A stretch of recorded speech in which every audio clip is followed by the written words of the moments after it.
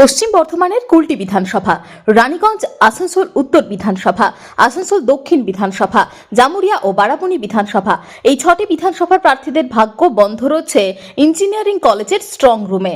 Asansol engineering কলেজের strong রুমে করা হচ্ছে 5 বিধানসভার প্রার্থীদের ইভিএম ভিভিপ্যাট। এখানেই রয়েছে কেন্দ্রীয় বাহিনী, পুলিশ ও সিসিটিভি ক্যামেরার মাধ্যমে কড়া নিরাপত্তায় মুড়ে ফেলা হচ্ছে। 4 মে ইঞ্জিনিয়ারিং কলেজের স্ট্রং রুম গণনা কেন্দ্র থেকে বিধানসভার প্রার্থীদের ভাগ্য খুলবে।